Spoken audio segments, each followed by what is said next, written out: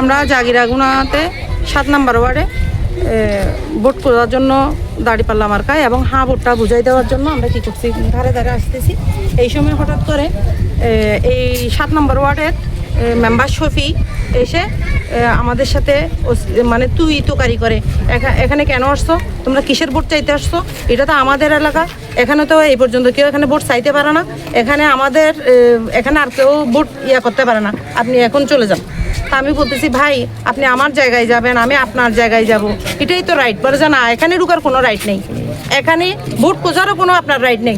আমি না হলে আপনি কি যাবেন নাকি যাবেন না, আমি এখনই মানুষ দেখে আপনাদেরকে বেইজ্জত করব। এরকম যখন আমাকে বলছে তখন আমি বলতেছি আমি একটু থানায় তাহলে অবহিত করি, আমার রাইট আছে কি না, আমার অধিকারটা আছে কি না আমি একটু তাহলে জেনে নিই।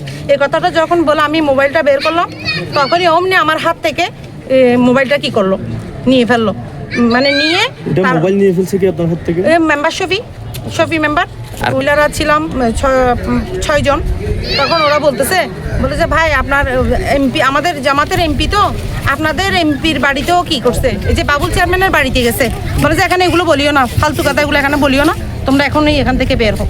এই কথাটা বলে আমাদেরকে মানে হেনস্থার শিকার করতেছে। এবং যাদেরকে আমরা ভোট করছি ওখানে 3টা পরিবার ছিল, ওদেরকে বলতেছে তোমরা দেখে থাকছো কেন, এদেরকে জবাব দাও নেই কেন, এদেরকে এখান থেকে বের করে দাও নেই কেন, এইরকম বলে কি করতেছে, ওদেরকেও মানে এগুলা বলতেছে। ওরা চুপচাপ দাঁড়িয়ে আছে। তখন আমরা বলতেছি ভাই আমরা কি এখানে ওয়াদা করাচ্ছি কিংবা আমরা কি কোরআন শরীফ দাঁড়াচ্ছি, আমার তো ভোট চাইবার অধিকার আছে, রাইট নাই। বলেছে না এখানে নাই, এই আমার পাড়াতে নাই, অন্য পাড়ায় যাও, এই ওই জাগিরোগো না, এটাতে কেউ ভোট করতে পারে না, এটা আমাদের এলাকা, এটা আমাদের। তা আমি তো আপনার বাড়িতে যাই নাই, আমি তো আরেকজনের বাড়ি জাগিরাগুনা, এটা কি পুরোটাই আপনার? বলে যে তুই মানে তখন মানে সব কথাতে উনি তুই তোকারি।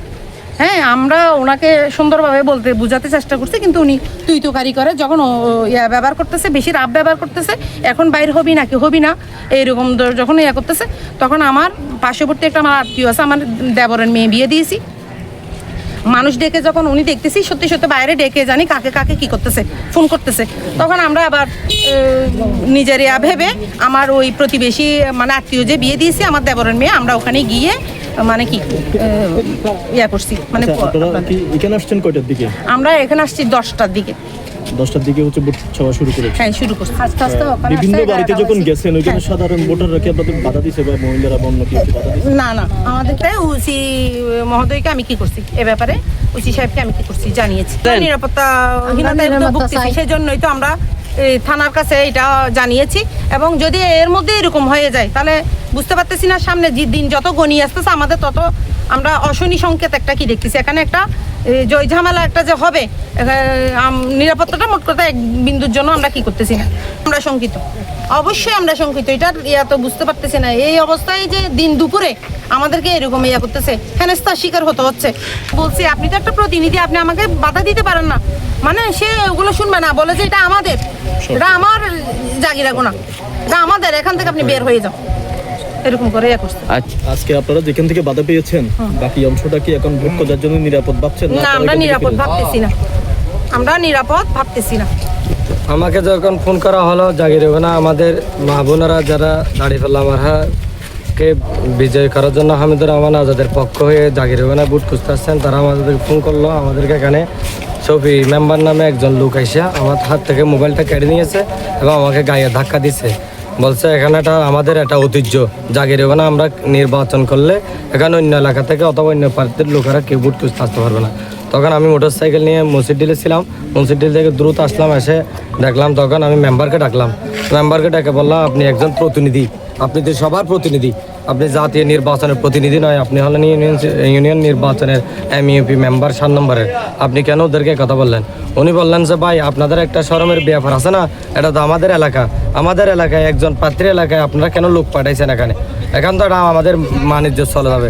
আমি বললি আপনারা আমাদের এলাকায় যাচ্ছেন ধানের শীষের জন্য, আমার বাড়িতে বুঝ খুঁজতে গেছে যে মহিলাগুলো, ওদেরকে দুপুরে আমার বাড়ি থেকে আমি ভাত খাওয়াই দিছি, তারপরে কত ইজ্জত করলাম, তাদেরকে চা পানি নাস্তা পানির ব্যবস্থা করলাম, তা ওখানে তো আমাদের বাণিজ্য চলে যায় না। আর আমাদের পক্ষ থেকে আপনাদের এলাকায় দাঁড়িপাল্লা মার্কা বুট খুঁজতে আসলে আপনাদের বাণিজ্য চলে যাওয়ার কি আছে? ওদের এখানে এটা হচ্ছে আমাদের পুরো এলাকাটা হচ্ছে দেখেন হাজারো পরিবার।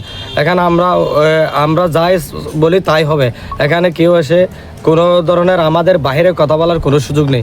তো আমি বললাম, তখন আমি মোবাইলে ভিডিও করতে চাইছিলাম, তখন পাশে আমার পিছনে গিয়ে মোবাইলটা কেড়ে নিল। ওই বাবুল চেয়ারম্যানের একজন এপিএস আছে, বলে ডাকে, ওনার নামও শফি আলম।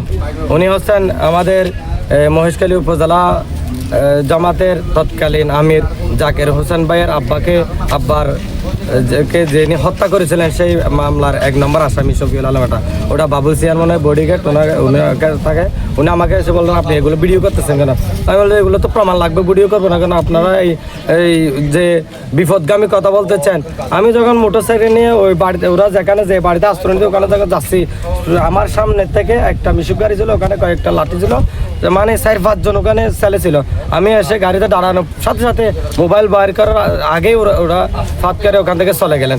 তা আমি ভিতরে ঢুকে দেখলাম, তারপর মেম্বার এরকম কথা বলতেছে, এখানে ভাই বুট খুঁজতে গেছে, এটা আপনারা ভালো কাজ করেন নাই। বলছে আমাদের এখানে বুট খোঁজার অধিকার না, হয়তো অধিকার আছে, জাগির ওখানে ছাড়া অন্য এখানে খুঁজেন। প্রার্থী ডক্টর হিসাব হামিদুর রহমান আজাদ এলাকায় যে আপনারা বুট খুঁজতে চান, তখন কি আমাদের পক্ষ থেকে কেউ বাধা দিতে হতে দেয় নাই? তাহলে আপনারা কিভাবে বাধা দিবেন এখানে? হয়তো ভাই এখানে আমাদের কথাই চলে, এখানে আমাদের বাইরে করার কোনো কিছু ইয়া নেই। তখন ওসি সাহেব মহোদয়ের সাথে কথা বললাম, টিউনি স্যারের সাথে কথা বললাম, এসিএম সাহেবের সাথে কথা বললাম।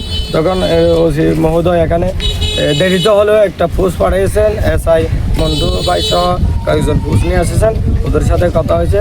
এখন আমরা আমাদের মা বোনদেরকে আর ওখানে বাড়িতে পাঠাতে পারতেছি না, ওরা এখানে আতঙ্ক মনে করতেছে। মেম্বার যখন বলেছে এখানে যদি আপনারা বুট খুঁজেন, আপনাদেরকে যদি বেইজ্জত করে, তখন আমাকে বলতে পারবেন না আমাদের লোকেরা এখন গরম হয়ে গেছে, আপনারা এলাকা আসছেন এই জন্য।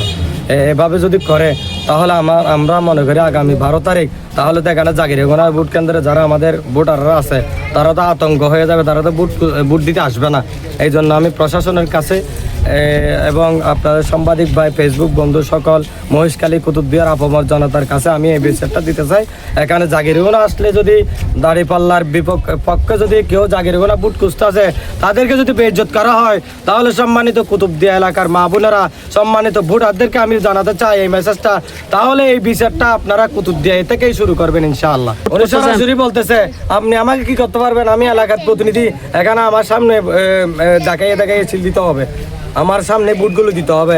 আমার এলাকায় একটা বুটও দাঁড়িয়ে ফেলা যেতে পারবে না 12 তারিখ। 12 তারিখ। এই জন্য আমি প্রশাসন, ফেসবুক বন্ধু, আপামর জনতা, অনলাইনে যারা আছেন এবং সাংবাদিক বন্ধুদের প্রতি এই প্রশাসনিক ব্যবস্থার জন্য এখানে যেন সুন্দর একটা পরিস্থিতি হয়, ঈদের আমাদের যেন জাগিরগোনাবাসী ভোট দিতে পারে, মধুয়াডেল এলাকাবাসী যাতে ভোট দিতে পারে, এই ব্যবস্থা গ্রহণ করার জন্য আমি প্রশাসনের কাছে, নির্বাচনী অফিসার, রিটার্নিং অফিসার যারা, টিউনু মহোদয়, এসিলেন মহোদয়, যারা ওসি মহোদয়, এখানে যারা নির্বাচনের কাজে ব্যস্ত আছেন, তাদের কাছে আমি এই কামনাটা চাই আর কি।